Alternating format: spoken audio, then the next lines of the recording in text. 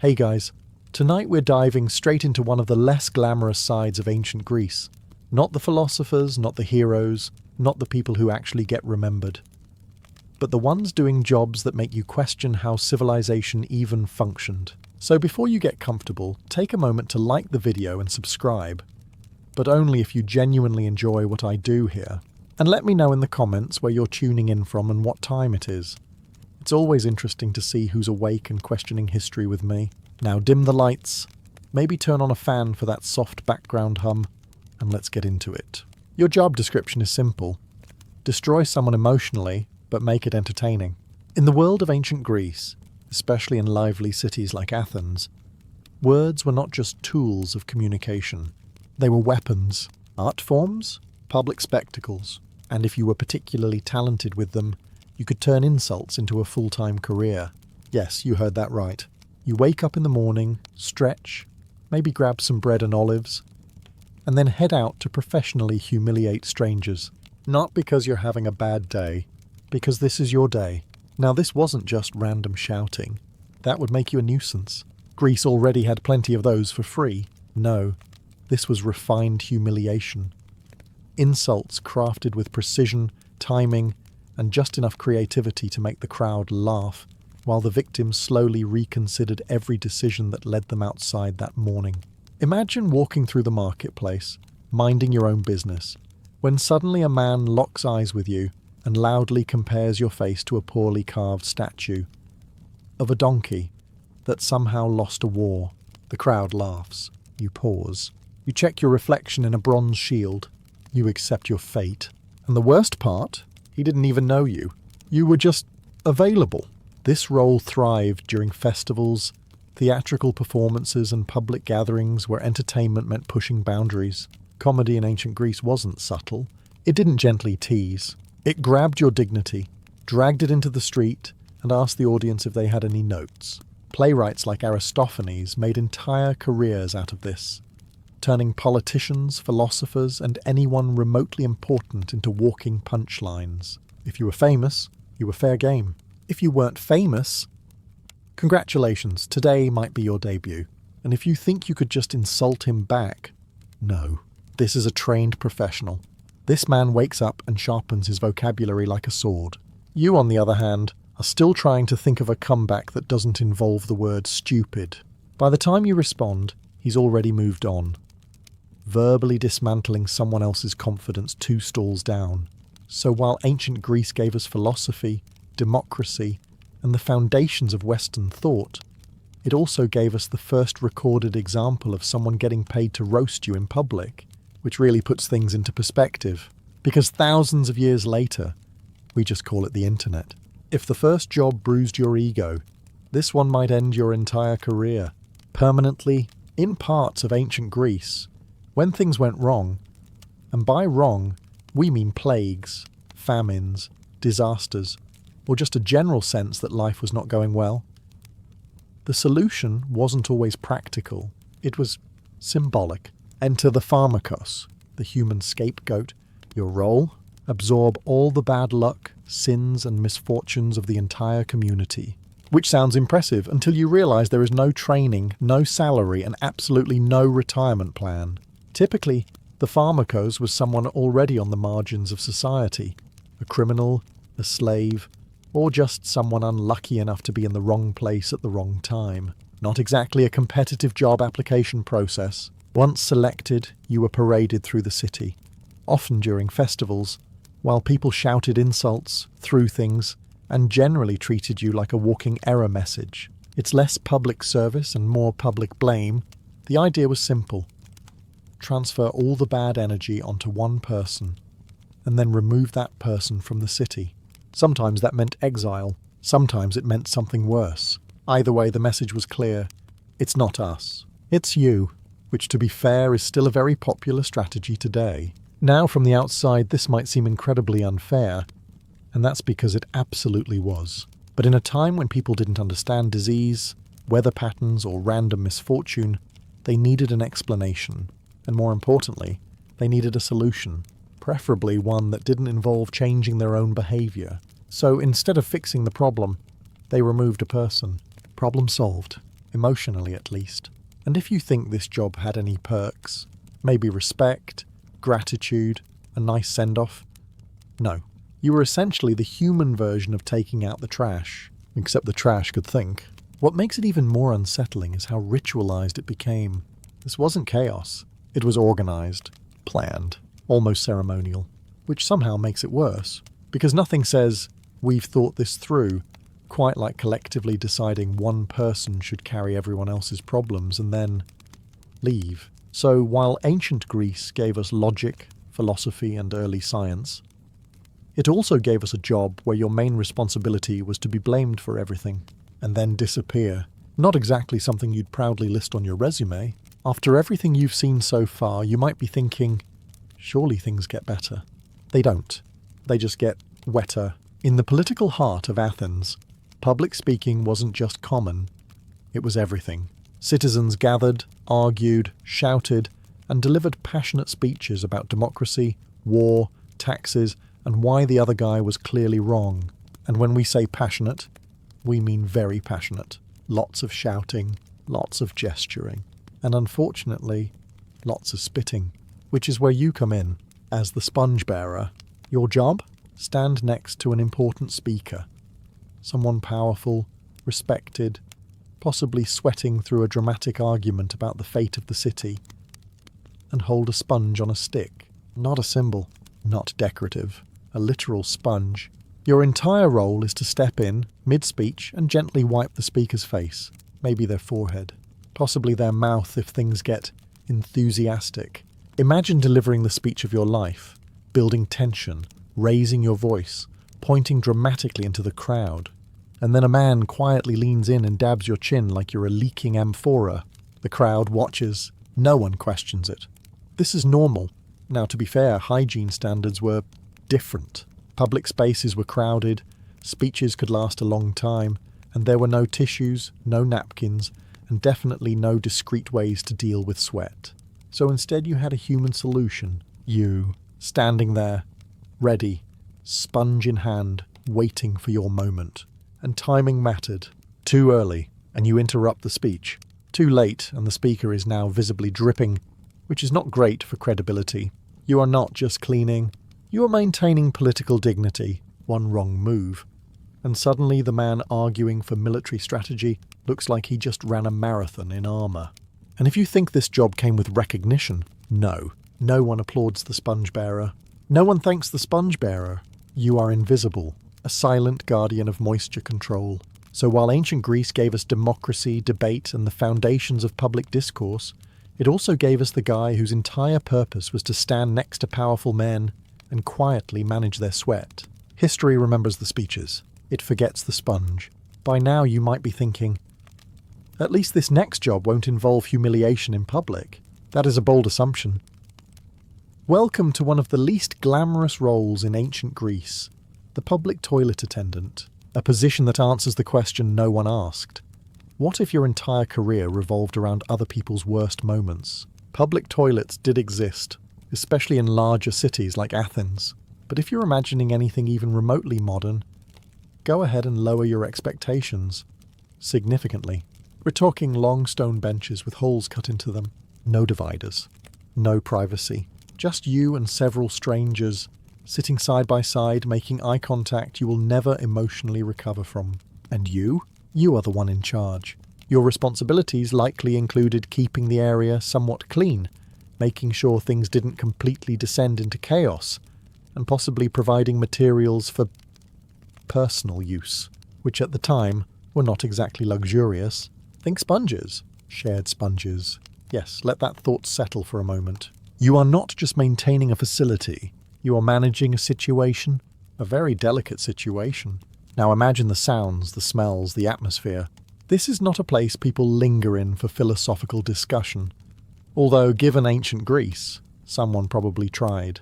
And through all of this, you must remain calm, professional, and somehow still committed to your role. Because if you don't do your job, things get worse. Much worse. You are essentially the last line of defense between civilization and complete biological chaos. No pressure.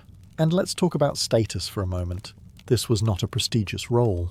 No one introduces you at a dinner party like, ah yes, this is the man who ensures the smooth operation of our public sanitation. No, you are simply there.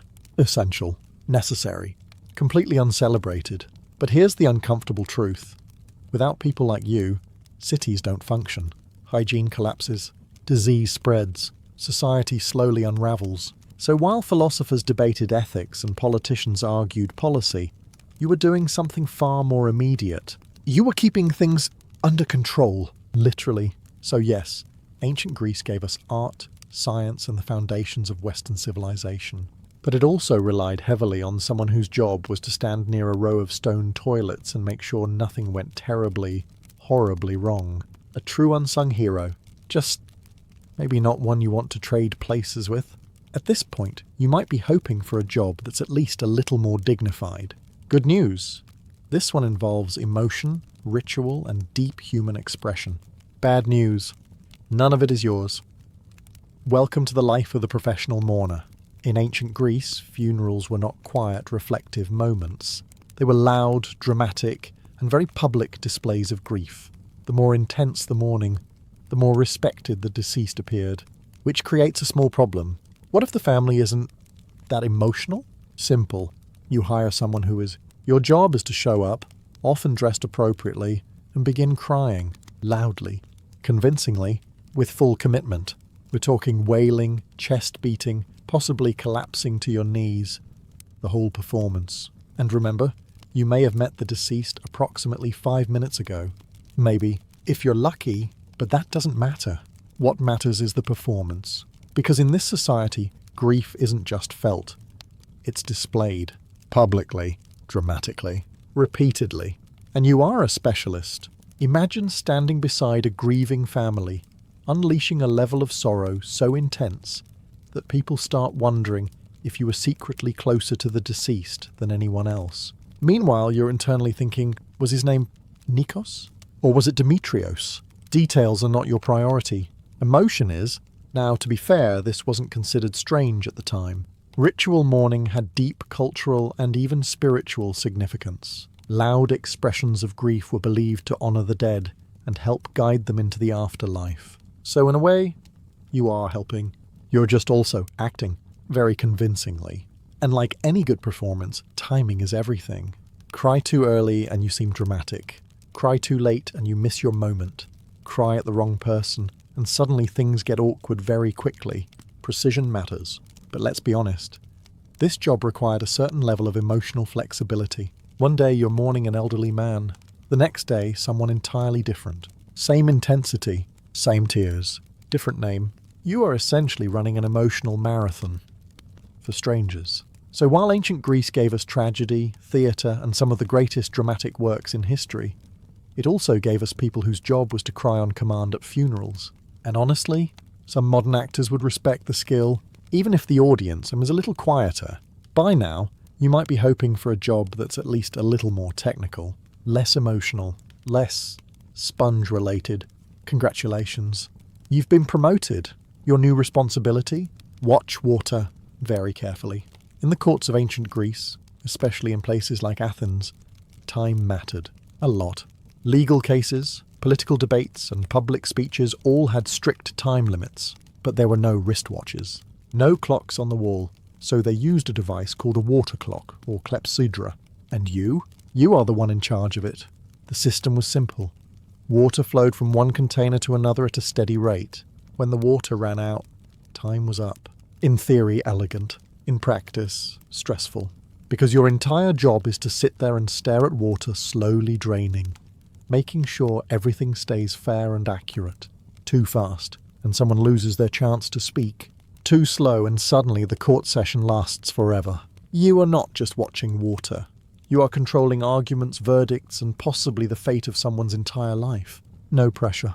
Now imagine a heated courtroom. Two men shouting over each other, making passionate arguments, accusing one another of crimes, betrayal, and probably bad parenting. The crowd is invested. Tension is high. And you are sitting quietly, watching a bowl. At some point, the speaker gets dramatic. He raises his voice, gestures wildly, maybe even wipes sweat off his face. hopefully with the help of your colleague from the previous chapter. He's building to his final powerful point, and then you say time's up. That's it. Mid-sentence, mid-argument, possibly midlife crisis. You just cut him off, which, as you can imagine, makes you extremely popular. People love the water clock watcher, especially when they lose. Now, technically, you are just enforcing fairness. The rules are clear. Everyone gets the same amount of time. It's a system built on equality. But emotionally, you are the person who ends speeches. You are the human embodiment of wrap it up. And if anything goes wrong, if the water flow isn't consistent, if the container leaks, if someone accuses you of bias, suddenly it's not just about time anymore. It's about justice. So while ancient Greece gave us law, democracy, and structured debate, it also gave us the person whose entire job was to sit there and make sure water behaved itself. A quiet role, a simple role, a surprisingly powerful role, and one that proves once again that history is held together by people doing very strange jobs, extremely seriously. At this point, you might be thinking, surely decisions in ancient Greece were made through logic, debate, and careful reasoning. And sometimes, yes. Other times, they asked a chicken. Welcome to one of the more surreal roles in ancient Greece, the sacred animal observer. And in your case, your entire professional credibility depends on carefully watching a bird eat. Your job is to interpret omens, signs from the gods, messages hidden in everyday behavior, except instead of studying the stars or reading complex symbols, you are staring at a chicken, waiting to see how enthusiastically it pecks at grain. If the chicken eats eagerly on good news, the gods approve. If the chicken hesitates, not great. Maybe delay that important decision. Possibly cancel it entirely. If the chicken walks away, well, that's a problem. Now imagine the pressure. A group of important men stand nearby, discussing whether to make a major decision. Something involving trade, politics, or even war. They turn to you. Not for advice, for poultry analysis. You crouch slightly. You observe. The chicken pecks once, twice, then pauses. Everyone leans in. You nod slowly, as if decoding something profound. Inside, you are thinking, this bird has no idea it's deciding the future of an entire city. But outwardly, you remain calm, confident, professional, because your interpretation matters. Say the omen is good and things go badly, that's on you. Say it's bad and they ignore an opportunity, also on you. You are essentially translating chicken behavior into divine will. No training manual, no second opinions, just you, and a very unaware animal. And let's be honest, chickens are not known for consistency. One day they eat like champions. The next day, they stare into the distance, like they've unlocked some existential truth. So your job is not just observation, it's improvisation. Convincing improvisation, because no one wants to hear, I'm not sure the chicken seems distracted today. You need certainty, even if the chicken clearly does not. So while ancient Greece gave us philosophy, logic, and early scientific thinking, it also trusted major decisions to someone whose expertise was interpreting the eating habits of a bird, a role that requires patience, confidence, and a very straight face. Because if you start laughing, the whole system falls apart.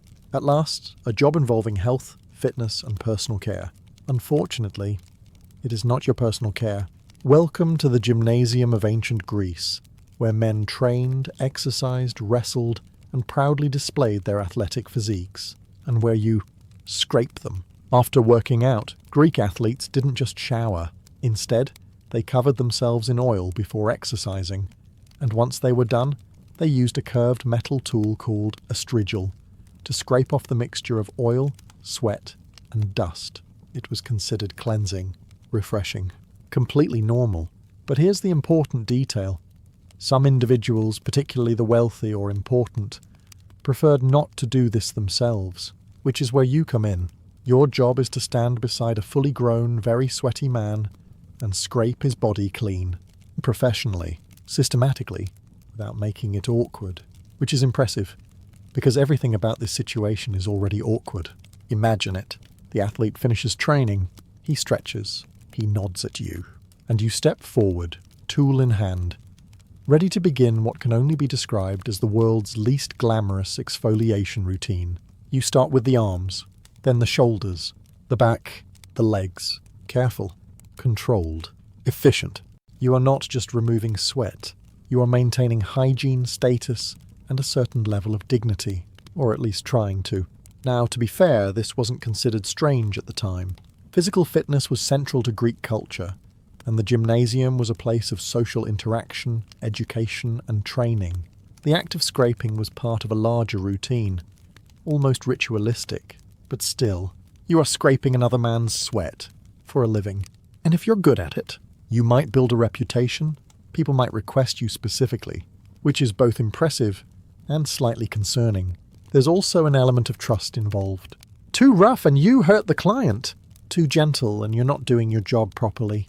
You must find the perfect balance, which is not something you expected to master in life. So while ancient Greece gave us the foundations of athletic culture, physical excellence, and disciplined training, it also relied on someone whose job was to stand nearby with a curved piece of metal and politely remove evidence of effort.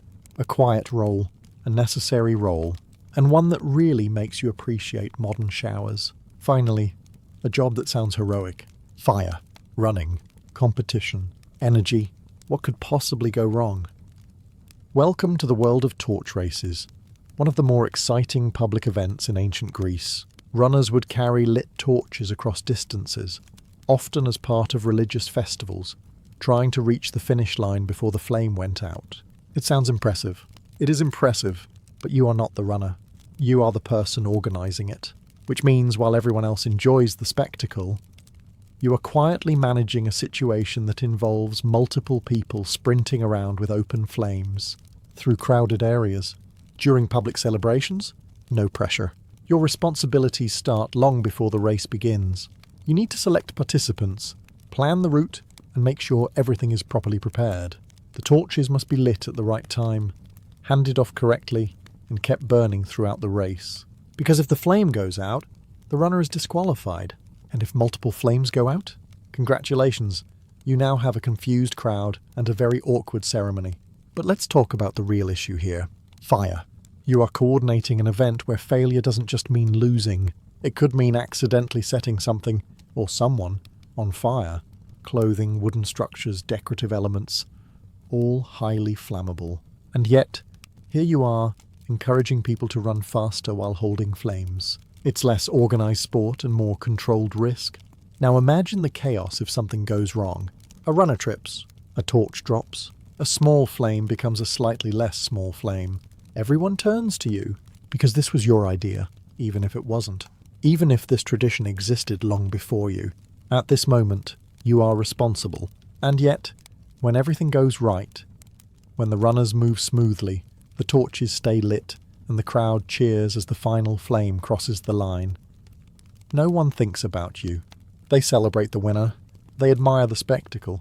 You remain behind the scenes, quietly relieved that nothing caught fire. So while ancient Greece gave us athletic competition, public festivals, and traditions that still echo today, it also relied on someone whose job was to coordinate a race involving speed, pressure, and literal fire. A role that requires planning, calmness, and a strong appreciation for things not burning down, which honestly is a skill that never goes out of style. At this point, you might be hoping for a job that's a little more peaceful. Something quiet, reflective, maybe involving writing. Good news, this one involves writing. Bad news, you are writing curses.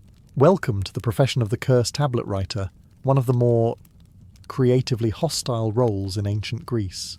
When people had problems, business rivalries, romantic betrayals, legal disputes, or just general dislike, they didn't always confront them directly. That would require effort.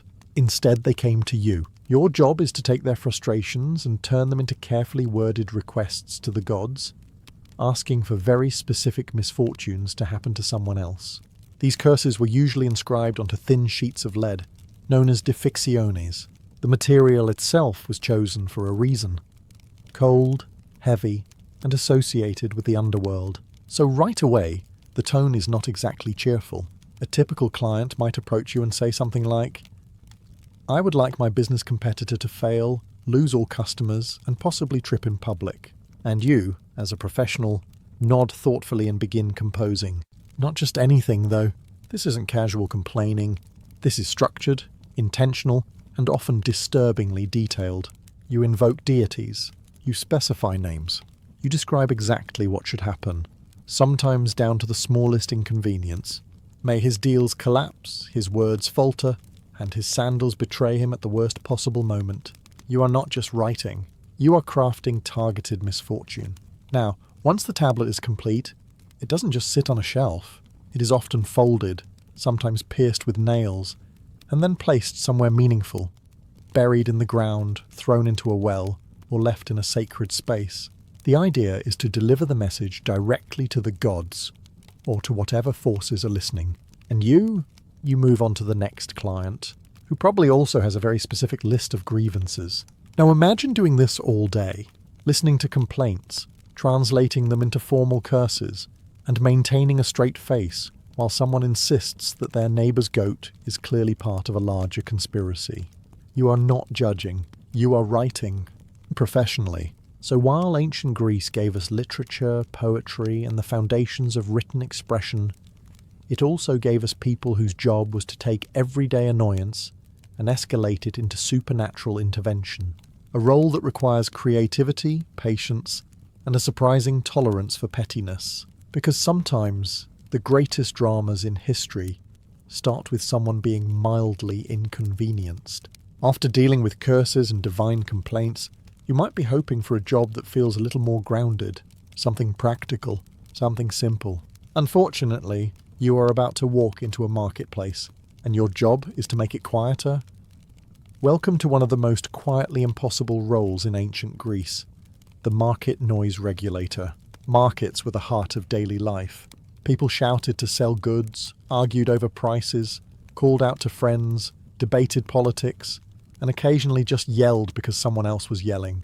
It was loud, constantly loud, the kind of loud that makes you question your life choices within 5 minutes. And your job? Walk into this chaos and politely ask everyone to lower their voices. Yes, that's the plan. You are essentially a human attempt at volume control in a place designed to ignore volume control. Imagine it. A crowded space filled with merchants aggressively promoting their olives, fish, pottery, and whatever else they're trying to sell. Customers are bargaining like their life depends on saving a few coins. 2 philosophers are arguing about existence near a fruit stand. And then there's you. Please, a bit quieter. No one hears you. You try again, slightly louder this time. Which defeats the purpose, but at least you're committed. Now technically, this role existed for a reason. Excessive noise could disrupt order, cause confusion, and make it harder to conduct business efficiently. So in theory, maintaining some level of control made sense. In practice, you are outnumbered. Severely. And let's not forget, these are not calm, patient individuals. These are people who have been negotiating loudly all day. Asking them to lower their voices is like asking the sea to be less watery. You can try. It will not listen. But still, you walk through the market, doing your duty, reminding people to keep things under control, even as the noise rises again the moment you pass. You are not stopping the chaos. You are gently suggesting that chaos consider being slightly more organized, which it politely ignores. So while ancient Greece gave us trade, commerce, and bustling public life, it also gave us the person whose job was to step into that noise and attempt the impossible, to make people quieter, a role built on optimism, and a complete disregard for reality. After all the noise, chaos, and emotional damage, you might be hoping for a job that is calm, quiet, respectful. Something involving art, perhaps. Good news. This one involves art. Bad news, you are polishing it. Constantly. Welcome to the life of the statue polisher. In ancient Greece, statues were everywhere. Gods, heroes, athletes, important figures, all immortalized in marble or bronze, standing proudly in public spaces, temples and streets. They were symbols of beauty, power, and perfection. And your job? Make sure they stay that way. At first, this sounds peaceful. You arrive early, cloth in hand, maybe a bit of oil or cleaning material, and begin your work. The air is calm, the streets are quiet, just you and a 12-foot-tall statue of a perfectly sculpted human being, who is, more often than not, completely naked. You start polishing, carefully, respectfully, professionally. You avoid eye contact, not that it matters, but still. Now, statues weren't just decorative, they were important. Some represented gods, meaning they had religious significance. Others honoured athletes or political figures. Keeping them clean wasn't just about appearance. It was about respect, dust, dirt, bird-related incidents. All of it had to be removed by you every day, which means you develop a very close, very detailed understanding of marble surfaces. Every curve, every edge, every feature that the sculptor spent months perfecting. You notice things. You wish you didn't notice things, but it's your job. And while the work itself is repetitive, there's also pressure. Damage a statue, scratch it, or clean it improperly, and you're not just ruining art, you're potentially offending an entire community, or a god, which is not great for job security. And let's not forget the public aspect. These statues are not hidden away. People walk by, they watch, occasionally they judge.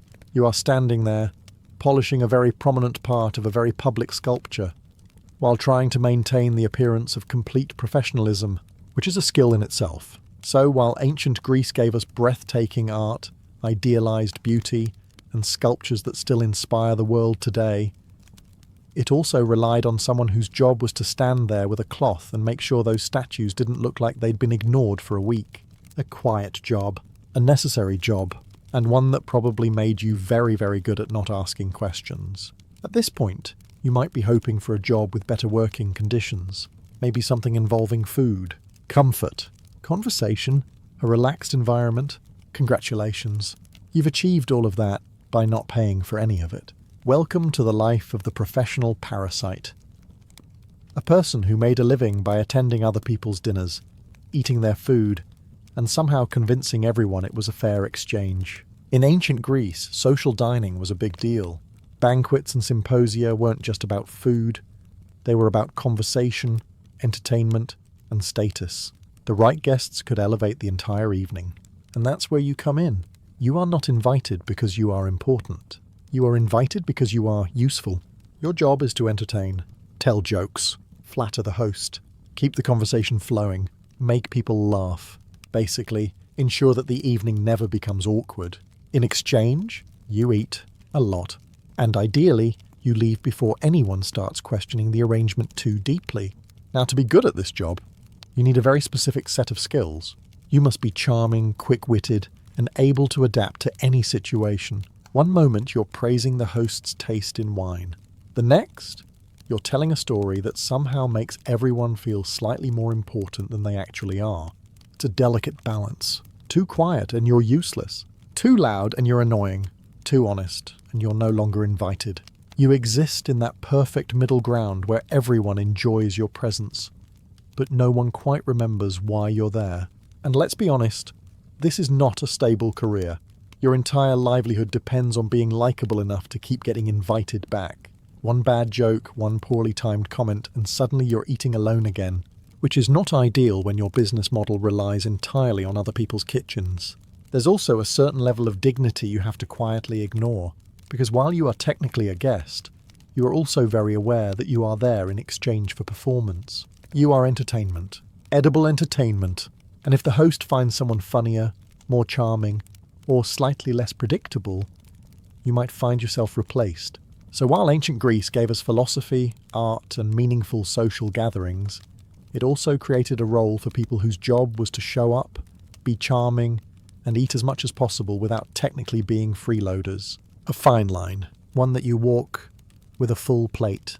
By now you might be thinking, surely we've reached the limit of unnecessary jobs. We haven't. Because at some point in history, someone looked at a perfectly normal chair and thought, what if this is a trap? And instead of solving that problem logically, they hired you. Welcome to the life of the chair tester. In elite households and important settings across ancient Greece, powerful individuals didn't always trust their surroundings. And honestly, given the amount of political tension, rivalries, and general suspicion, that's understandable. What's less understandable is the solution. Before an important person sat down, someone else would test the chair first. You. Your job is to walk up to a chair a completely ordinary object, and treat it like it might end your entire existence. Poison? Maybe. Hidden mechanism? Possibly. Bad craftsmanship? Also a concern. So you approach carefully. You inspect it, as if you have any real way of knowing what's wrong. Then, with the confidence of someone who absolutely has no backup plan, you sit, and for a brief moment time stops. Nothing happens. Good. That means the chair is safe. You stand up, nod slightly, and the important person takes your place, as if this entire process is completely reasonable. Now imagine doing this every day. Every chair, every seat, every time. You are essentially a human safety test, except instead of testing products, you are testing your luck. And if something does go wrong, if the chair collapses, if something was hidden, if there actually was danger, you don't get to report the issue. You become the report, which is not ideal for long-term career growth. There's also something deeply humbling about this role. While others discuss politics, philosophy, and power, you are focused on furniture. You are the barrier between confidence and paranoia. And yet no one thanks you, because if everything goes right, nothing happens, which is exactly the goal. So while ancient Greece gave us intellectual breakthroughs, political systems, and cultural achievements that shaped the world, it also gave us a job where your main responsibility was to sit down first, just in case. A role built on trust, or more accurately, a complete lack of it. After everything you've seen, the insults, the chickens, the chairs that may or may not end your life, you might be hoping for a job that feels heroic. And finally, here it is, sort of. Welcome to the life of the message runner.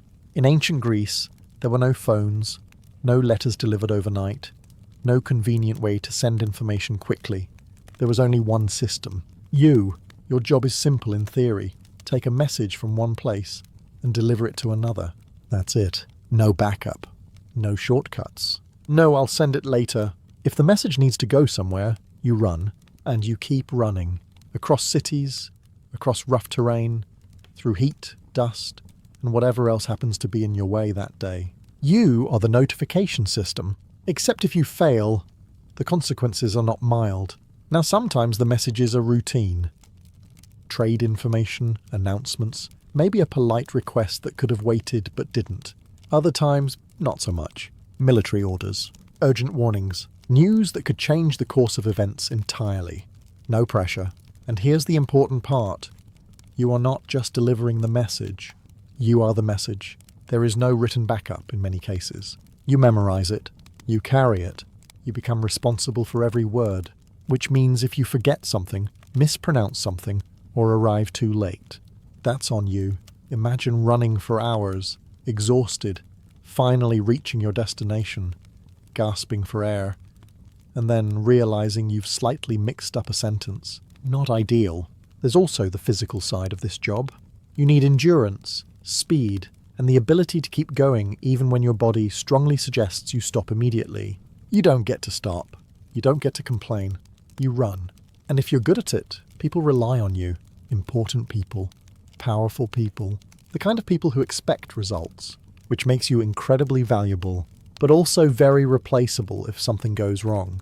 So while ancient Greece gave us communication, coordination, and the ability to share ideas across distances, it also depended on individuals whose job was to carry those ideas on foot. No safety net, no second chances, just you, the road, and a message that absolutely cannot be messed up. A role that sounds heroic, until you realize you don't get the credit, just the distance. Long before the first torch is lit or the first cup of mead is raised, the feast begins in silence, in preparation.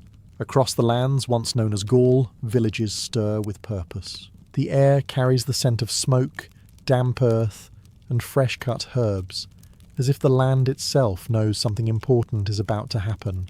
For the Celtic Gauls, feasts were never casual gatherings. They were statements of power, loyalty, and survival. Every feast had a reason, even if not everyone fully understood it.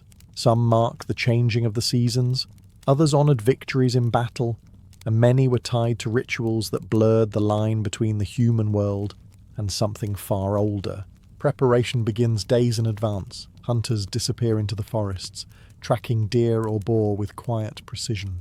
When they return, carrying the weight of their kill, it is more than food. It is proof of strength, skill, and worth. The larger the animal, the louder the unspoken message. Closer to the heart of the village, fires are carefully built, not yet roaring, but waiting. Women grind grain into coarse flour, mix it with water, and prepare simple breads. Herbs are crushed and scattered into stews, while fermented drinks, thick, sour, and strong, are poured into large vessels, ready to dull the senses and loosen tongues. Children watch from the edges, sensing the shift in atmosphere. Even they understand that this is no ordinary night. But beneath the rhythm of preparation lies something more delicate. Hierarchy. Because a feast among the Gauls is never equal. Every seat, every portion, every cup is a reflection of status. The strongest warriors expect the finest cuts of meat. Leaders sit closest to the fire. Stories will be told, but not everyone has the right to speak. And so, as the sun begins to fall and shadows stretch across the village, the tension quietly builds. The feast promises celebration, laughter, drink, and unity.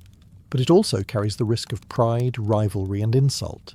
Because once the fire is lit, and the meat is carved, what begins as a feast can just as easily become something far more dangerous. As the last light of day fades beyond the hills of Gaul, the village gathers in a slow, deliberate circle. What began as scattered preparation now pulls inward, toward a single point, the fire that has yet to be lit. This moment matters more than the feast itself. Among the Celtic Gauls, fire is not just warmth or light. It is alive. It connects the world of the living with forces unseen, older than memory and far less forgiving. And so it cannot be lit casually. A hush falls. At the centre stands the druid, or sometimes the eldest of the tribe, holding a small ember preserved from a previous sacred flame. This is no ordinary spark. It is continuity. It is the tribe's past, carried into the present. To lose it would be more than an inconvenience. It would feel like breaking a link with the ancestors themselves. The crowd watches closely, not daring to interrupt. The fire is built slowly, carefully. Dry wood is placed in a precise structure, almost ritualistic in its arrangement. Then, with steady hands, the ember is brought forward. For a moment, nothing happens. Just a faint glow in the growing darkness. Then, a flicker. A thin line of smoke rises, curling into the cold evening air. The flame catches, small at first, then stronger. It spreads, feeding on the wood, stretching upward as if reaching for the sky itself. The moment it takes hold, something shifts. The tension breaks, but only slightly. Murmurs ripple through the crowd. Some bow their heads. Others whisper quiet words, offerings spoken under breath. This is not just the start of a feast. It is an invitation to spirits, to ancestors, to whatever watches from beyond the visible world. The fire grows, casting long shadows across faces now glowing in orange light. Every movement becomes sharper, more dramatic, every expression easier to read. And now, with the sacred flame alive, the rules change. This is no longer preparation. This is ritual, because from this point forward, everything that happens, every bite, every drink, every word spoken, is witnessed. Not just by those present, but by something far older, sitting just beyond the edge of the firelight, with the sacred fire now alive, its flames rising and cracking into the night. The feast cannot simply begin. Among the Celtic Gauls, nothing is taken before something is given, and so the first offering is prepared. The largest piece of meat, often from the finest animal brought by the hunters, is set aside. It is not for the strongest warrior, nor for the chief. It belongs to something unseen. A silence falls again as the chosen individual, often a druid or respected elder, steps forward toward the fire. The rest of the village watches closely. This is not just a ritual. It is a negotiation. The meat is lifted high for all to see, its value clear. Then, without hesitation, it is placed into the flames. Fat begins to drip, hissing as it meets the fire, sending thick smoke spiraling upward into the dark sky. The smell is rich, almost overwhelming. A feast in itself now surrendered. No one speaks, because in this moment the Gauls are not hosts. They are guests. The offering is believed to reach beyond the physical world, carried by smoke into realms where ancestors linger and gods observe. It is a sign of respect, but also a quiet request for protection, for good harvests, for victory in future battles, or perhaps simply to avoid misfortune. Some whisper prayers, others keep their thoughts locked inside. Not everyone dares to ask for something, but everyone hopes. The flames respond in their own way. They crackle louder, shifting unpredictably, consuming what has been given without hesitation. To some, this is acceptance. To others, it is a reminder that what is offered is gone forever. Only after this moment does the atmosphere begin to change. The strict silence softens. People begin to move again. The fire is no longer just sacred. It is now shared. It has been acknowledged, fed, and, in a sense, satisfied. Now and only now can the feast truly begin. But even as the first portions of food are prepared to be served, a quiet understanding lingers among the crowd. Because if the offering was not enough, the night may demand more. With the offering consumed by flame and smoke, the feast finally shifts from ritual to reward. The fires burn brighter now, no longer distant and sacred, but alive with purpose. Meat is brought forward, roasted, carved, and divided, but not equally. Among the Celtic Gauls, food is not simply shared, it is assigned. And nothing reveals a man's place in the tribe more clearly than what he is given to eat. At the centre of attention lies the most coveted prize, the champion's portion. This is not just any cut of meat. It is the best, the richest, the most honoured piece, often taken from the strongest part of the animal. It is meant for the greatest warrior present, the one who has proven himself in battle, whose strength is unquestioned, whose reputation carries weight. But here is the problem. Strength is not always agreed upon. As the meat is carved and lifted for all to see, the air tightens once again. Eyes shift. Some glance toward the obvious choice, a seasoned warrior, scarred and respected.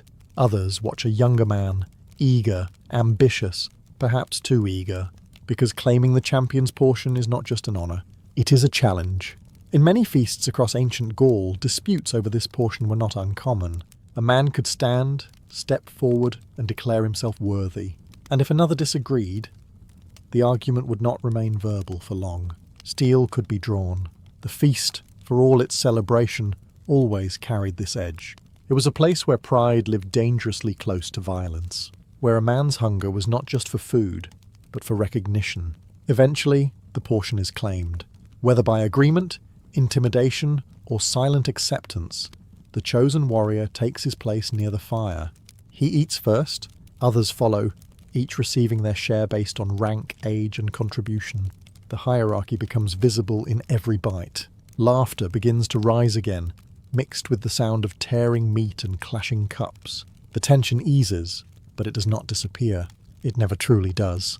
Because while the strongest may eat first, there are always others watching, waiting for the moment when strength can be questioned again. Once the meat has been claimed and the first hunger satisfied, the feast begins to shift again.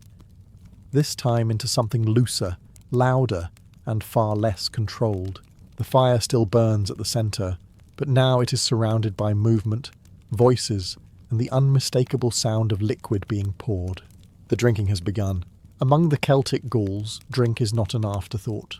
It is the second half of the feast, just as important as the food itself. Large vessels are brought forward, filled with thick, fermented beverages, ale, mead, sometimes wine acquired through trade with distant cultures.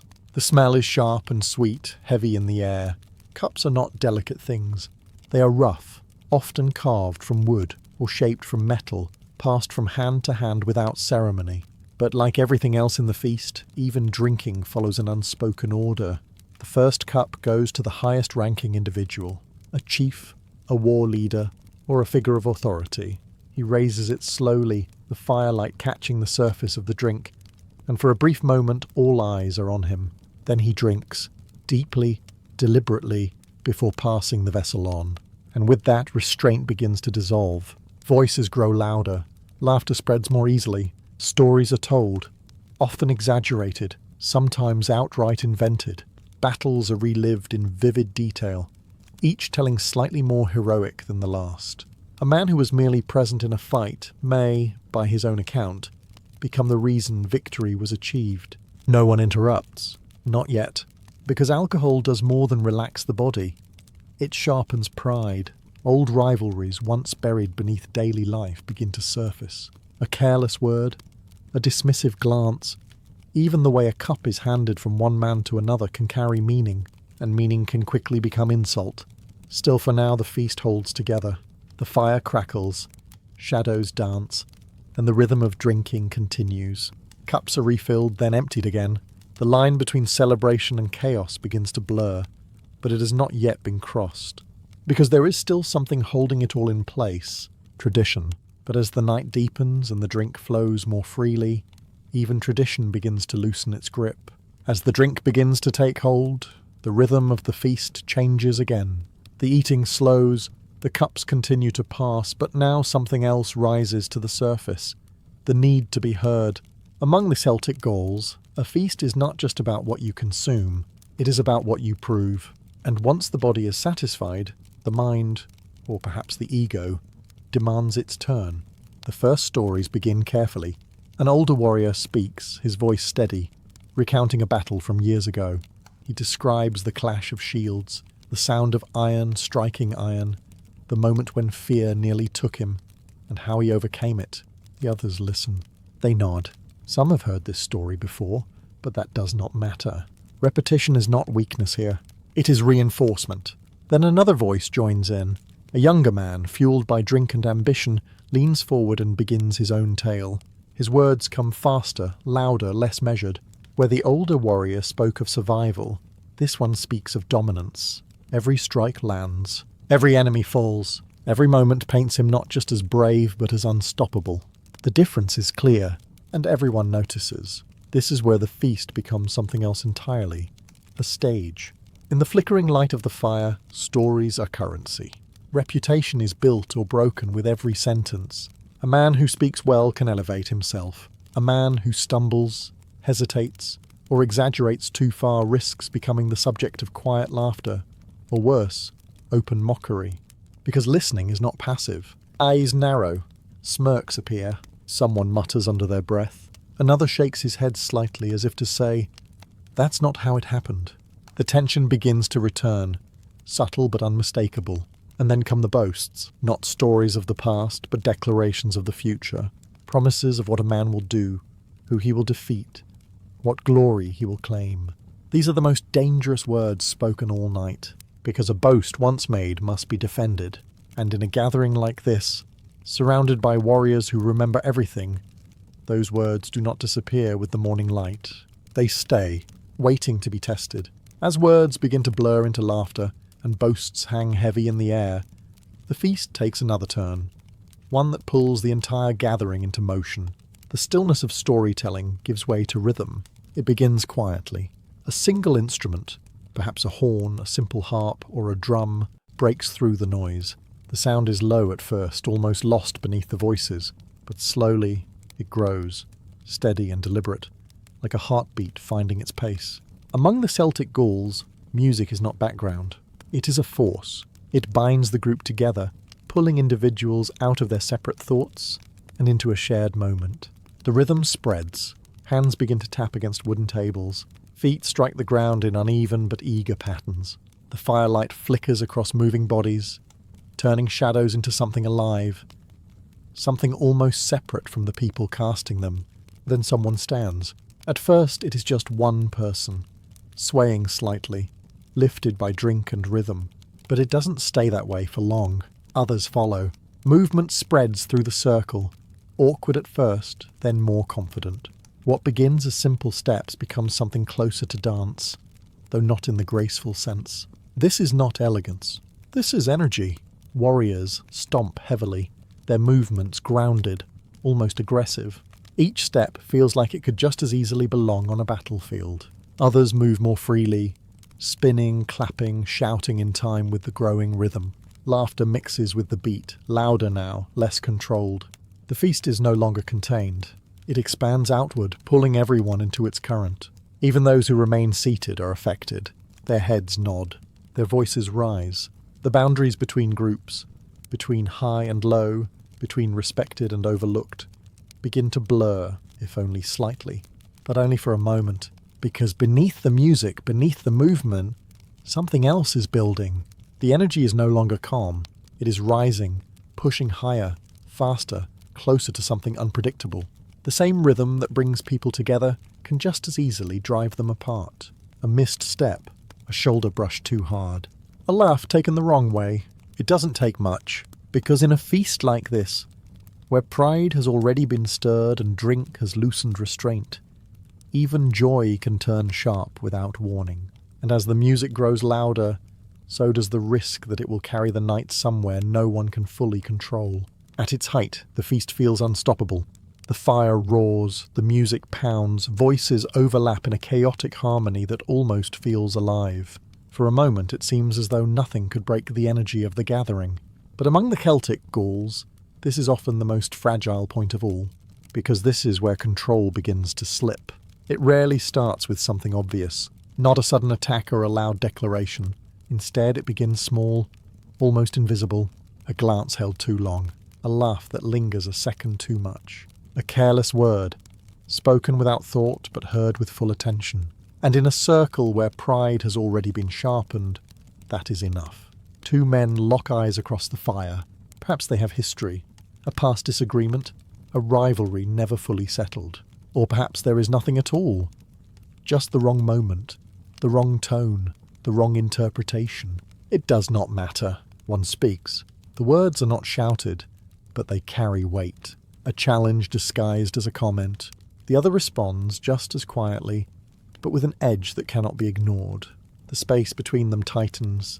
Around them the feast continues, but not quite the same. Some notice immediately. Conversations soften, movements slow. Others pretend not to see, choosing instead to keep drinking, to keep laughing, as if ignoring it might make it disappear. It never does. The tension grows, stretching like a rope pulled too tight. And then, inevitably, it snaps. A shove. A cup knocked from a hand. Liquid spills into the dirt, dark and wasted. The music falters. The rhythm breaks. Voices rise, no longer in celebration but in warning. What follows can unfold in seconds. Fists strike first, quick and uncontrolled. But in a gathering of warriors, fists are rarely the end. Hands move toward weapons. Knives, blades, anything within reach. The fire that once united now casts harsh, flickering light on something far more dangerous. Not everyone joins. Some step back, watching carefully. Others move in, not to stop the fight, but to ensure it remains fair, or at least contained. There are rules, even here, unspoken but understood. Still, blood may be drawn, and once that happens, the feast is no longer a celebration. It becomes a test of strength, of loyalty, of who truly belongs at the center of the fire, and who does not. Eventually the fire begins to settle. What once roared high into the night now burns lower, its flame shorter, its crackle softer. The energy that filled the feast, the music, the laughter, the rising tension, has burned itself out, leaving behind something quieter, heavier. The night is not over, but it has changed. Among the Celtic Gauls, the end of a feast is just as important as its beginning, because what remains, when the noise fades and the drink wears off, is truth. Some sit in silence, staring into the glowing embers. Their thoughts are no longer loud. The confidence that came with drink has softened, replaced by reflection, or in some cases, regret. Words spoken too boldly now linger in the mind. Promises made in the heat of the moment feel heavier in the cold light of what comes next. Others do not reflect at all. They lie where they fell, overcome by exhaustion or drink, their breathing slow, their bodies still. Around them, the remains of the feast scatter the ground. Bones stripped of meat, overturned cups, dark stains in the dirt where drink or blood has been spilled. And then there are those who carry marks of the night, a cut across the arm, a bruise forming along the jaw, small reminders of how quickly celebration turned into conflict. These wounds are not hidden. They are seen, acknowledged. In some ways, they are proof that a man stood his ground, that he did not back away. But proof comes with consequence. As the fire dims further, a quiet understanding settles over the group. The feast may be ending, but its impact will not. Rivalries sparked or reignited will carry into the days ahead. Boasts will be remembered, and in time, they will be tested. Respect may have been earned or lost. Nothing disappears with the smoke. Somewhere beyond the fading light, the world waits. The same world that demanded strength, loyalty, and survival before the feast ever began. And now, as the last flames flicker and the first hints of dawn approach, each person rises, slowly, quietly, to return to it. Because the feast was never an escape, it was a mirror, and in its firelit glow, everyone saw exactly who they were. Long before sushi became a symbol of precision, elegance, and culinary art, it began as something far more practical and far less appealing to modern taste. Its origins do not lie in the refined kitchens of Japan, but much earlier, in the humid regions of Southeast Asia, where survival depended on finding ways to preserve food for as long as possible. Fish, once caught, did not last long. Without salt or preservation, it would spoil quickly, becoming useless within days. For communities that relied heavily on rivers and coastal waters, this was a constant problem. And so, a solution emerged. Simple, effective, and surprisingly strange by today's standards. Fresh fish was cleaned, heavily salted, and then packed tightly into containers of cooked rice. Over time, something remarkable happened. The rice began to ferment, producing lactic acid that slowed down bacterial growth and preserved the fish. This process could take weeks, even months. The longer it sat, the stronger the smell and flavour became. But here is the key detail. The rice was not meant to be eaten. Once the fermentation was complete, the rice, now sour, broken down and pungent, was thrown away. Only the fish remained, preserved and edible, carrying a sharp, intense taste that people came to accept, even appreciate. This early form is known today as narizushi, and it was not created for pleasure. It was created out of necessity. Over time, this method spread, eventually reaching Japan, where it would begin to evolve. At first, the process remained the same. Long fermentation, discarded rice, preserved fish. But gradually something began to change. People started to experiment. The fermentation time was shortened, the flavours became milder, and most importantly, the rice, once considered nothing more than a preservation tool, began to be eaten alongside the fish. What had once been a byproduct became part of the meal itself. This shift may seem small, but it marked a turning point. Because in that moment, sushi stopped being just a method of survival and started becoming something intentional, something crafted. The idea that food could be preserved and enjoyed at the same time began to take hold. And from that quiet transformation, sushi began its long journey, from necessity to tradition, and eventually to art. As the preservation method spread into Japan, something subtle, but important, began to change. What started as a technique to keep fish from spoiling slowly evolved into something people actually wanted to eat, not just tolerate. At first, the process remained long and patient. Fish was still packed into fermented rice and left for months, sometimes even longer. The result was strong, sour, and deeply pungent. This form, known as narizushi, was not for everyone. It demanded a certain acceptance of smell, of texture, of intensity. But over time, people grew used to it. In some regions, they even began to prefer it. Still, the process had a problem. It took too long. Waiting months for food was not always practical, especially as communities grew and demand increased. And so, people began to experiment. Not by abandoning the method, but by speeding it up. The fermentation time was shortened. Instead of letting the rice break down completely, it was allowed to remain partially intact. This meant the fish was less intensely preserved, but it also meant the rice was no longer completely ruined.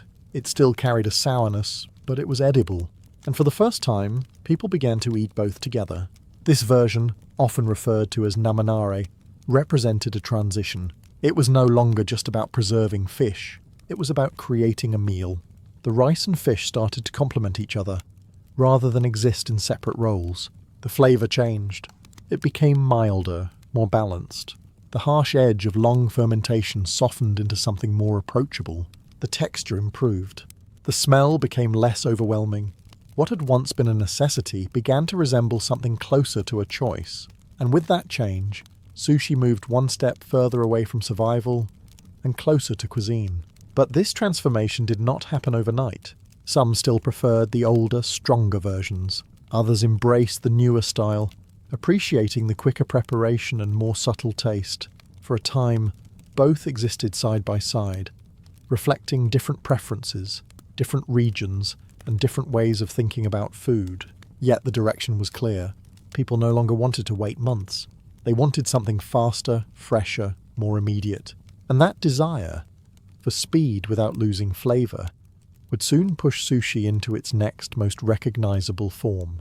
As tastes began to shift in Japan, patience started to lose its place at the table. The long months of fermentation that once defined sushi no longer matched the pace of everyday life. People wanted something quicker, something that could be prepared and eaten without waiting seasons for it to be ready. And so the transformation accelerated. Instead of relying on time to create that signature sourness, cooks began using something far more immediate: vinegar. By mixing vinegar into freshly cooked rice, they could recreate the tangy flavour of fermentation in a fraction of the time. What once took months could now be achieved in minutes. This was a turning point, because for the first time, sushi no longer depended on preservation at all. It became something fresh, something made to be eaten immediately, not stored away. The rice was no longer breaking down, the fish was no longer aged. Everything was prepared in the present. This new style became known as hayazushi, fast sushi. And with speed came creativity. Rice could now be shaped, pressed, or layered in different ways. Fish could be added fresh, marinated, or lightly cured. Ingredients that had never been part of the old preservation method began to appear. Vegetables, seaweed, even cooked elements started to find their place. Sushi was no longer a single technique. It was becoming a category. Different regions began to develop their own variations. Some preferred pressed sushi, where rice and fish were compacted into molds. Others created layered versions, almost like edible arrangements. The structure changed, the presentation evolved, and the experience became more refined. But something else changed too. Sushi became more social. It was no longer something prepared in advance and eaten quietly. It could be made quickly, shared easily, and enjoyed in the moment. It fit into gatherings, markets, and daily life in a way the old versions never could. Still, even with all this progress, sushi had not yet reached its most iconic form. There was one more step. Because while hayazushi made sushi faster, it was still not quite what people today would recognize. The simplicity, the elegance, the combination of vinegared rice and fresh fish placed together with precision. That moment had not yet arrived. But it was close. And when it did, it would change sushi forever. By the time sushi reached the bustling city of Edo, everything was ready for its final transformation. The city was growing fast, crowded, energetic, and constantly moving. People did not have time to wait for elaborate meals. They needed something quick, satisfying, and easy to eat. And sushi adapted. What had once been a slow, evolving tradition now became street food. Vendors began setting up small stalls along busy roads, near markets, and by the waterfront. Fresh fish was brought in daily from the nearby bay, still glistening, still carrying the scent of the sea. Rice, now seasoned with vinegar, was prepared in batches, ready to be shaped at a moment's notice. This is where nigiri was born. A simple idea, but a powerful one. A small portion of rice pressed by hand, topped with a slice of fish. No long preparation. No complicated structure, just balance. Rice and fish combined in a single bite. Fast, portable, immediate, perfect for a city like Edo. Workers, merchants, and travellers would stop briefly at these stalls, eat a few pieces, and move on. There was no ceremony, no waiting. Sushi was no longer reserved for special occasions or careful preparation. It had become part of daily life. But even in its simplicity, there was skill. The way the rice was shaped, not too tight, not too loose. The way the fish was sliced, clean, precise, just thick enough to complement the rice without overwhelming it. The balance had to be exact. Too much pressure, and the rice would harden. Too little, and it would fall apart. Every movement mattered, and while it looked effortless, it was anything but. Some vendors began to stand out. Their sushi tasted better, their technique sharper, their balance more refined. People would return again and again, not just for the convenience, but for the experience.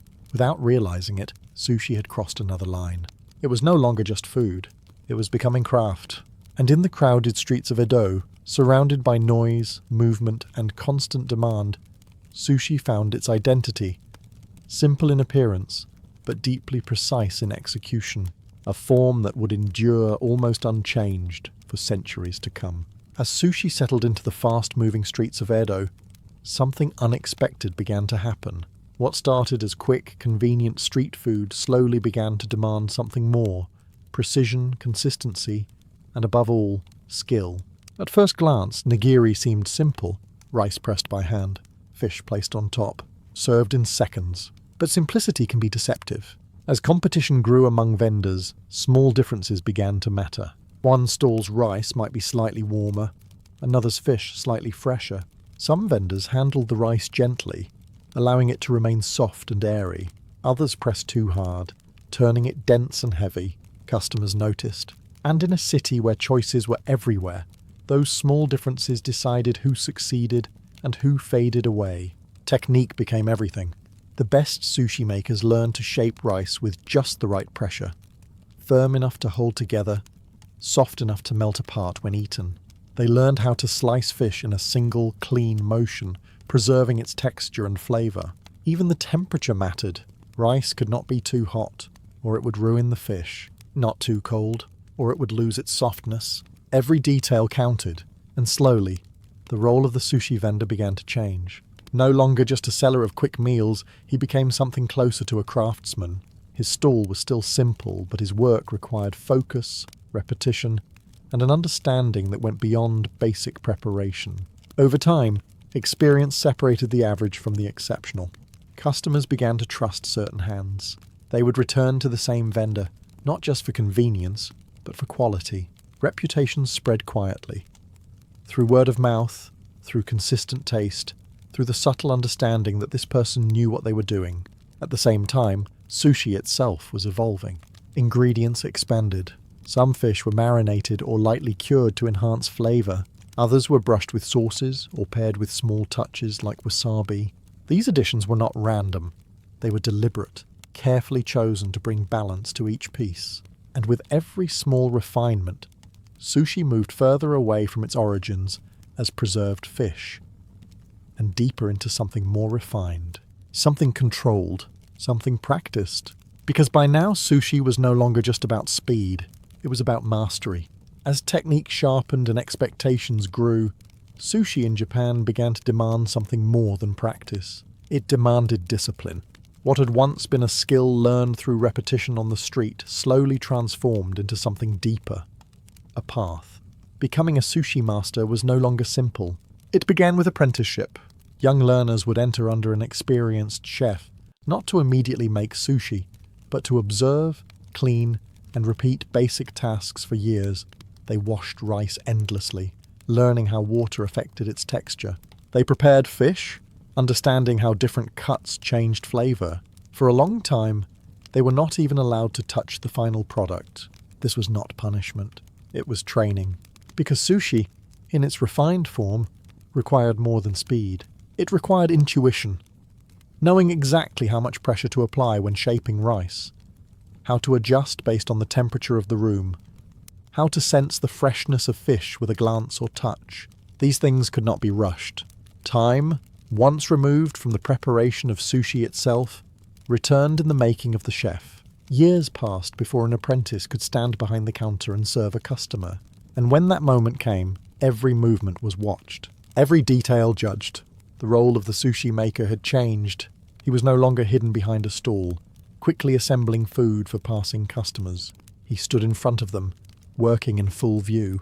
His hands moved with precision, calm and controlled, each piece prepared individually. There was no room for error. Customers did not just eat the sushi.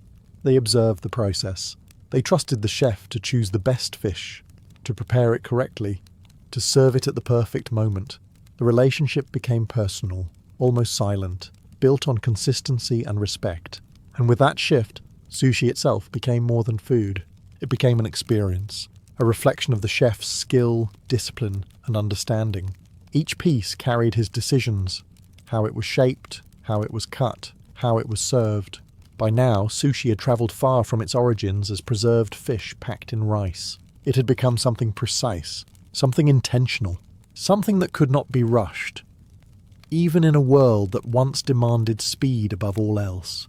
For centuries, sushi remained closely tied to Japan, shaped by its traditions, its discipline, and its quiet precision. But as the modern world began to connect across oceans, sushi did something it had never done before. It left. At first, the movement was slow. Japanese migrants carried their food culture with them, opening small restaurants in distant places. In cities like Los Angeles and San Francisco, sushi began to appear, not as a global trend, but as something unfamiliar, even strange. Raw fish was not easily accepted. For many, the idea of eating uncooked seafood seemed risky, even unappealing. Sushi in its traditional form felt too foreign, too simple, too different from what people were used to, and for a time it remained on the edges, known mostly within Japanese communities. But adaptation began again. Just as sushi had changed in its early history, it started to evolve once more. This time to fit new tastes. Ingredients were adjusted. Presentation shifted. New combinations appeared, blending traditional technique with local preferences. One of the most important changes came in the form of the roll. Instead of simple nigiri, sushi was now wrapped, layered, and sometimes turned inside out. Ingredients like avocado, cucumber, and cooked seafood were added, making it more approachable. Flavors became softer, textures more familiar. The goal was clear: make sushi easier to accept. And it worked. Slowly, curiosity replaced hesitation. People tried it, then tried it again. What once seemed strange began to feel interesting, then enjoyable, and eventually normal. Restaurants expanded, menus grew, sushi moved from niche to mainstream. But with that growth came a question. What happens when something so precise, so rooted in tradition, begins to change so quickly? Some saw it as progress, proof that sushi could adapt, survive, and thrive anywhere. Others saw it as a loss, a drifting away from the discipline and simplicity that defined it. Both were right. Because as sushi spread across the world, it became something new, not just a Japanese tradition, but a global one, and in that transformation, it gained reach, while quietly risking the loss of the very identity that made it special in the first place. As sushi spread across the world, its identity began to split. On one side stood tradition, rooted deeply in Japan, shaped by discipline, restraint, and centuries of refinement. On the other side stood innovation, bold, experimental, and constantly evolving to match new tastes and cultures, and the gap between them grew. In traditional sushi, every detail has purpose. The rice is seasoned carefully, the fish selected with precision. The balance between the two treated almost like a rule that cannot be broken. Nothing is added without reason. Nothing is exaggerated. The goal is harmony, a quiet perfection that does not need attention to be understood. But outside Japan, that approach began to change. Sushi rolls became larger, more complex, filled with multiple ingredients at once. Sauces were added, sweet, spicy, sometimes overwhelming. Toppings expanded beyond fish, to include everything from fried elements to unexpected combinations that would have once seemed unthinkable. Flavor became louder, presentation became more dramatic, and for many people this was exactly what made sushi exciting. But not everyone agreed. Traditionalists saw something different. They saw balance being lost. The simplicity that once defined sushi was being replaced by excess. Where there was once subtlety, there was now intensity. Where there was once control, there was now experimentation. To them, it felt like something important was slipping away. Yet innovation had its own argument. Without change, sushi might have remained limited, appreciated by few, understood by even fewer. By adapting, it reached millions. It became accessible. It invited people in, even if the first step was through something far from traditional. And so, both versions continued to exist side by side. In one restaurant, a chef carefully prepares each piece with minimal ingredients, honouring tradition with every movement. In another, rolls are crafted with bold flavours and creative combinations, designed to surprise and impress. Neither disappears, because sushi by now is no longer one thing. It is a spectrum, a balance between what it was and what it is becoming. And that balance, fragile, constantly shifting, defines sushi in the modern world. After centuries of change, From preservation to street food, from craft to global phenomenon, sushi has become something more than a dish. It carries layers of history within something that can be eaten in a single bite. In Japan, sushi is still treated with a quiet respect, not because it is complicated, but because it is controlled. Each piece reflects decisions. The choice of fish, the temperature of the rice, the pressure of the hand. Nothing is accidental. Even the smallest detail is intentional. But outside of Japan, sushi has taken on new meanings. For some, it is convenience, something quick, light, and easy to eat. For others, it is an experience, a meal shared, photographed, remembered. In some places, it is luxury. In others, it is everyday food. The same concept, interpreted in completely different ways. And yet, at its core, something remains unchanged. Sushi has always been about balance. It began as a balance between time and preservation. Then it became a balance between rice and fish. Later, it became a balance between speed and skill. And now it exists between tradition and innovation, constantly shifting but never settling completely on one side. That is what makes it unique, because sushi is not frozen in history. It moves. It adapts. It reflects the people who make it and the cultures that embrace it. At times it becomes simpler, at others more complex, but it never fully loses its identity. Still, there is a quiet truth behind it all. The best sushi is often the simplest. Not the largest roll, not the most elaborate creation, but the one where everything feels just right. Where nothing overpowers anything else. Where the rice and fish exist in perfect proportion, even if that moment lasts only a second. And perhaps that is the real story of sushi. Not just how it changed over time, but how it continues to hold on to something essential, no matter where it goes. Because in the end, sushi is not defined by where it started or how far it has travelled. It is defined by that single bite, and whether, in that brief moment, everything comes together exactly as it should. Long before the wine flows and the streets erupt into song, the festival begins with a quiet but unmistakable shift in the air. Across the city of Athens, daily life starts to loosen. Markets buzz louder than usual. Conversations linger, and people glance toward the roads leading into the city, as if expecting something, or someone. Because this is not just a festival, it is an arrival. The celebration is dedicated to Dionysus, a god unlike the others of the Greek world. Where others represent order, law, or reason, Dionysus represents the opposite: chaos, emotion, transformation. He is the god who breaks boundaries, who dissolves restraint, who invites people to step outside themselves. And during this festival, he is not simply remembered. He is welcomed. The ritual begins with a procession. A statue of Dionysus, often carved in wood and decorated with vines and cloth, is brought into the city from the countryside. It is not treated as decoration. It is treated as presence, as if the god himself is entering Athens. People gather along the path, watching closely. Some follow behind the procession, others walk beside it, singing or chanting. There is a rhythm to the movement, slow and deliberate, building anticipation with every step. Musicians play flutes and drums, their sound echoing through the streets, drawing more people into the flow. But even in this structured beginning, there is something unusual. The mood is not entirely solemn. There are smiles, laughter, moments of excitement that would feel out of place in other religious rituals, because Dionysus is not a god of strict reverence. He is a god of experience. To honour him is not just to bow your head, but to feel something, deeply, fully, without restraint. And that is what the city is preparing for, as the procession moves forward, and the statue is carried into its place. The boundary between ordinary life and festival begins to fade.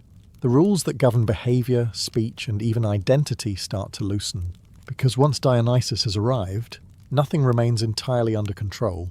With the arrival of Dionysus now complete, the city of Athens does not return to stillness. Instead, it expands. What began as a formal welcome transforms into something far more alive. A procession that no longer belongs only to priests or officials, but to everyone. The people step forward. From every part of the city, they gather into the streets, forming a moving river of bodies, voices, and sound. This is not a silent march.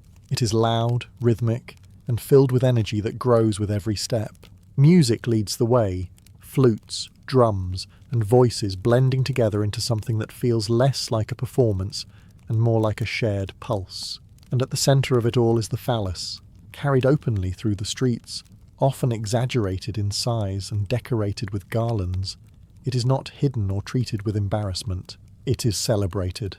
A symbol of fertility, life, and creation, it represents the power that Dionysus embodies, the force that drives growth, desire, and renewal.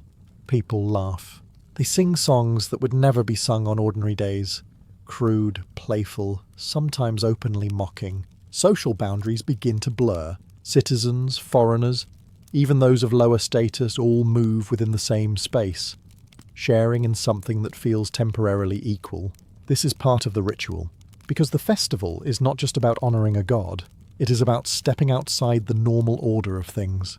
For a short time the rules loosen, speech becomes freer, behaviour becomes bolder. What would usually be restrained is allowed to surface, masks appear. Some participants cover their faces, becoming something else. Not entirely themselves. Not entirely someone new. This transformation is subtle at first, but it matters. Identity begins to shift. The individual blends into the collective, and the collective grows stronger. The procession moves through the city, not with a strict destination, but with momentum. It draws people in, pulls them along, builds a shared energy that feels almost impossible to resist. By now, the festival is no longer just beginning. It is unfolding. And with every step, every song, every burst of laughter, the distance between control and chaos grows smaller, carried forward by the people themselves. As the procession winds through the streets of Athens, the energy no longer needs to be guided. It moves on its own. The music continues, the crowd thickens, and somewhere along the way, the wine begins to flow. At first it is shared carefully. Cups are passed from hand to hand, filled from large vessels carried through the crowd. The drink is dark, rich, slightly diluted with water, as was customary in the Greek world. But even diluted, its effect is steady. It warms the body, softens the edges of thought, and loosens the tight grip of restraint. And that is exactly the point. Because for the followers of Dionysus, wine is not just a drink. It is a tool, a way to move beyond the ordinary limits of the self, a way to feel something deeper, something less controlled, something closer to the divine. More cups are poured. The pace increases. Laughter grows louder. Conversations overlap, then dissolve into fragments of sound and gesture. The structured movement of the procession begins to break apart, replaced by smaller groups, clusters of people drawn together by rhythm, drink, and shared energy. And with that shift, boundaries begin to fall. People speak more freely. Words that would normally be held back are now said without hesitation. Jokes become sharper, bolder. Insults may be thrown, but often with laughter, not anger. The usual rules of behaviour, respect, restraint, careful speech, begin to lose their hold. For a moment everyone feels lighter, but there is something else beneath it. The more the wine flows, the thinner the line becomes between freedom and loss of control. What begins as joy can turn unpredictable. A laugh can become too loud. A gesture too rough. A moment of closeness can shift into tension without warning. And yet this risk is not avoided. It is embraced. Because the festival is not meant to be safe, it is meant to push limits. To take people out of their normal roles and place them in a space where identity itself feels less fixed. The city, once structured and controlled, now moves in waves of sound and motion. And as the wine continues to pass from hand to hand, the question becomes harder to ignore. At what point does release become something else entirely? As the energy of wine and movement spreads through Athens, the festival begins to gather itself again. Not into silence, but into focus. The streets, once chaotic with procession and song, now direct their energy toward a single place. The theatre. Built into the slope of the hill beneath the Acropolis, the Theatre of Dionysus is not just a venue. It is a sacred space. Here the spirit of Dionysus takes on a different form, not through drink or movement, but through performance. Crowds begin to fill the seats. Thousands gather, settling into the stone tiers, their voices blending into a low, constant murmur. The atmosphere is still alive with the energy of the festival, but it is changing.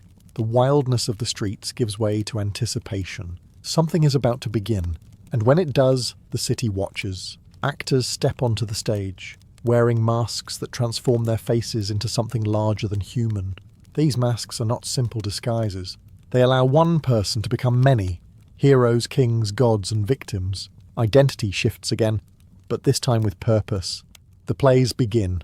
Stories unfold, tragedies, comedies, and satyr plays, each one tied in some way to the themes of Dionysus. Life and death, order and chaos, joy and suffering. The same forces felt in the streets now appear in structured form, shaped into narrative. The crowd reacts. They laugh at the absurdity of comedy, where rules are mocked and authority is questioned. They fall into silence during tragedy, watching characters face fate, loss, and inevitable downfall. Emotions rise and fall, not randomly, but guided, controlled, experienced together. This is not just entertainment. It is release, but in a different way. Where wine loosened the body, theatre reaches the mind. It allows the audience to confront things that are normally hidden: fear, grief, desire, but within a story, at a distance that makes it bearable. And yet, even here, Dionysus remains present. Because beneath the structure of the plays, the same question lingers. What happens when control is lost? When identity breaks? When the line between reality and illusion disappears? The actors perform, the audience watches, but in the shifting faces behind the masks, and the emotions rising in the crowd, the boundary between them begins to blur. And once again, the festival moves closer to something deeper, something not entirely safe, but impossible to resist. As the performances unfold in the theatre of Athens, something deeper begins to take hold, not just in the actors, but in everyone watching. The masks worn on stage are no longer confined to the performers. Their meaning starts to spread outward, because in the festival of Dionysus, identity is never fixed. The actors, hidden behind carefully crafted masks, become more than themselves. A single man can transform into a grieving mother, a doomed king, or even a god. The voice changes, the posture shifts. The audience does not see the person beneath. They see the role. And strangely, they accept it completely. But the transformation does not stop at the stage. In the crowd, people begin to feel it too. The emotions stirred by the plays, grief, laughter, fear, do not stay contained within the story. They move through the audience, connecting one person to another. A man who would normally remain reserved may laugh freely. Another may feel the weight of tragedy more deeply than he expects. For a moment, people are no longer entirely themselves. This is the power of the mask. It allows distance. It creates space between who someone is and what they can express. And in that space, something new can emerge, something that might otherwise remain hidden. Outside the theatre, this idea continues. Participants in the festival wear their own disguises, simple or elaborate. Faces are covered, identities blurred. A citizen becomes anonymous. A stranger becomes familiar. Social roles begin to dissolve, just as they did in the procession, but now with greater intensity. The difference between actor and audience fades. Everyone is part of the performance, and with that comes a kind of freedom, but also a risk. Without clear identity, responsibility becomes less certain. Words are spoken more freely. Actions feel less tied to consequence. What begins as transformation can slip into something less controlled, yet this is not accidental. It is the essence of Dionysus, to step outside the self, to explore what lies beyond the boundaries of normal life, to experience something that cannot be reached through order alone. But as the masks remain in place, both on stage and in the crowd, one question quietly emerges. When the festival ends, who are you supposed to be again? As the performances continue in the theatre of Athens, one presence becomes impossible to ignore. Not a single actor, but a group, the chorus. They stand together, moving as one, speaking with a unified voice that rises and falls in rhythm. Unlike the main characters, they are not individuals with separate identities. They represent something larger, the people, the city, the shared consciousness of those watching. And in a festival dedicated to Dionysus, that matters. Because while the actors tell the story, the chorus feels it. They react to events on stage, expressing fear, joy, confusion, or dread. They question what is happening, sometimes guiding the audience's understanding, sometimes reflecting it. When tragedy unfolds, they mourn.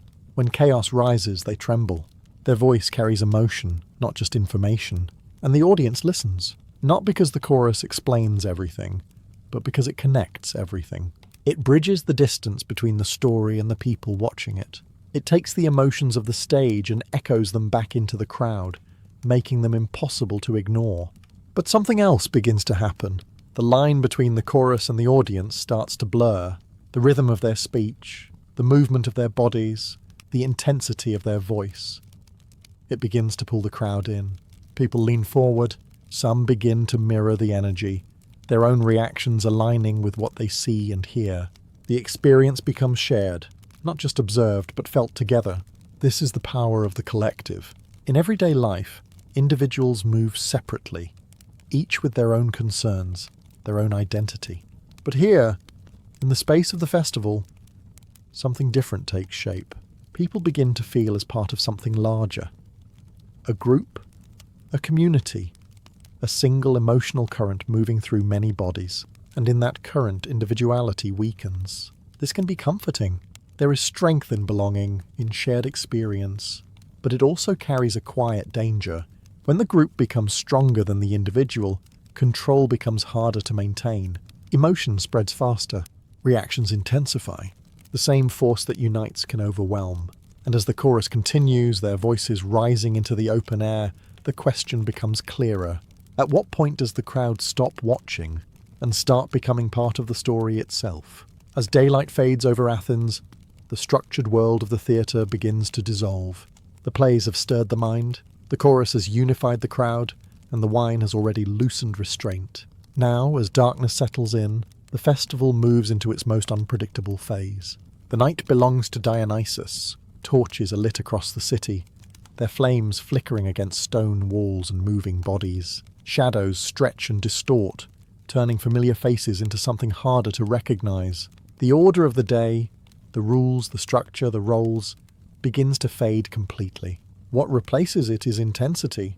Groups gather, not in fixed positions, but in shifting clusters. Music returns, louder now, faster, driven by drums and pipes that pulse through the darkness. The rhythm is not gentle. It demands movement. Feet strike the ground. Bodies sway, then spin. What begins as dancing quickly becomes something less controlled, something closer to release. Voices rise, not in measured speech, but in cries, chants, laughter that carries too far into the night. The influence of wine deepens, but it is no longer the only force at work. There is something else. A shared energy, almost contagious, moving from one person to another. This is what the Greeks called ecstasis, to stand outside oneself. In this state, the boundaries of identity begin to break down. People lose their sense of individual control, becoming part of something larger, something harder to define. The self loosens. Emotion takes over. Reason steps back. For some, it feels like freedom. For others, it feels like danger. Movements grow more intense. Gestures sharper. A simple dance can become frantic. A shout can turn into something closer to a scream. The energy does not settle. It builds, feeding on itself, rising higher with every moment. And yet, this is not seen as chaos alone. It is sacred. To lose control, even briefly, is to come closer to Dionysus. To experience what lies beyond order, beyond structure, beyond the limits of ordinary life. It is a kind of connection, not calm but overwhelming. But there is always a cost. Because the further one moves from control, the harder it becomes to return. And as the night deepens, and the fires burn brighter against the darkness, the question grows heavier in the air. How far can this go, before something breaks? By now, the festival has moved far from its ordered beginnings. In the torchlit darkness of Athens, the energy no longer feels guided. It feels unleashed. The music pounds without pause. The voices blur into a constant roar, and the boundaries that once held everything together have thinned to almost nothing. This is the edge. The moment where the presence of Dionysus is felt most strongly. Not in calm reverence, but in intensity. In movement that no longer follows rhythm. In speech that no longer follows thought.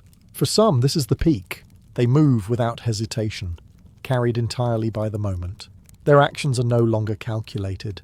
Their awareness narrows to sensation, the heat of the fire, the pressure of the crowd, the sound of drums echoing through their body. In this state, they are not thinking. They are reacting, but not everyone experiences it the same way.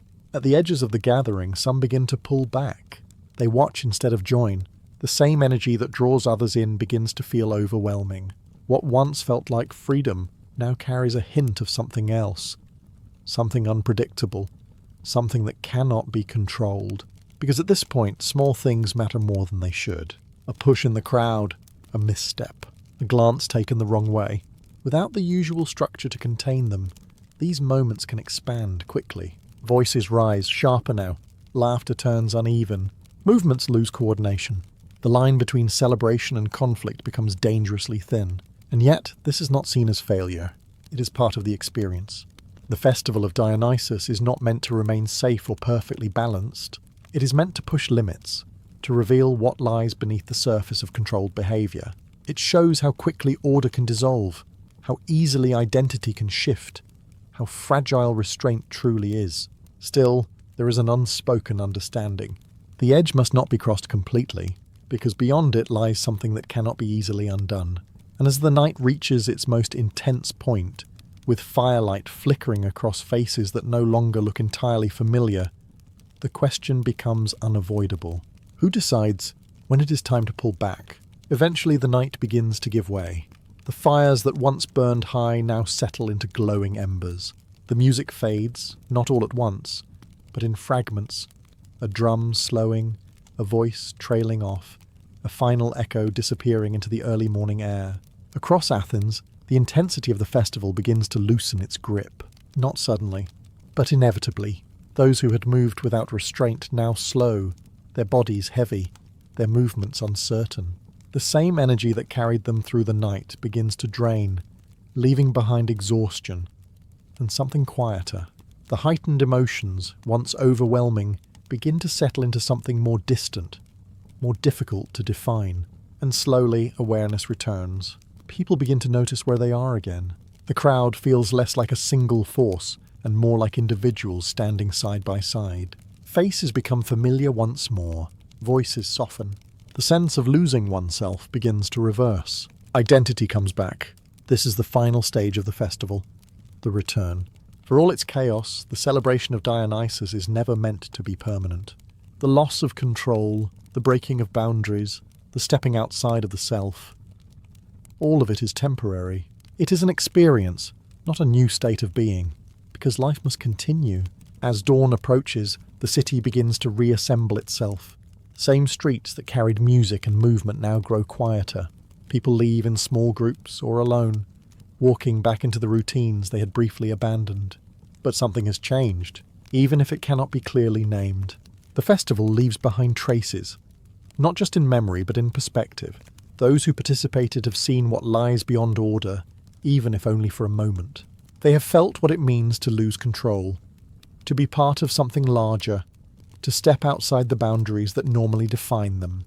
And now they return to those boundaries, not because they are forced to, but because they understand why they exist. The city stands again, structured and controlled. Roles are resumed, behaviour returns to normal. But beneath it all, there is a quiet awareness. That order is not absolute, that it can break, and that, somewhere beneath the surface of everyday life, the spirit of Dionysus is always waiting for the moment it is invited back again.